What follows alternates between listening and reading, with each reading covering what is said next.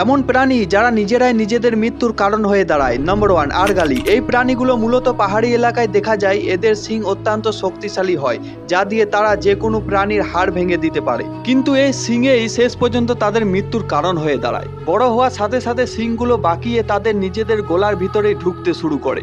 যত সময় যায় শিং তত গভীরে ঢুকে এবং প্রচণ্ড যন্ত্রণার কারণে এই প্রাণীগুলো মারা যায়। নাম্বার 2, হরিণ। নিজেদের আত্মরক্ষার জন্য যখন হরিণগুলো একে অপরের সাথে লড়াই করে তখন তারা মৃত্যুর মুখে চলে যায়। লড়াইয়ের সময় তাদের পেঁচানো শিংগুলো একে অপরের সাথে এমনভাবে আটকে যায় যে তারা আর ছাড়াতে পারে না, যদি কোনো মানুষ বা অন্য কেউ তাদের শিং ছাড়িয়ে না দেয়, তবে অনাহারে থেকে তারা মারা যায়। নাম্বার 3, কচ্ছপ। কচ্ছপ অত্যন্ত শান্ত প্রাণী হলেও এদের একটি বড় বিপদ রয়েছে। কোনোভাবে যদি একটি কচ্ছপ উল্টে যায় তবে নিজে নিজে সোজা হওয়া প্রায় অসম্ভব। কোনো সাহায্য না পেলে তারা ওই অবস্থায় পড়ে থাকে এবং না খেতে পেয়ে মারা যায়।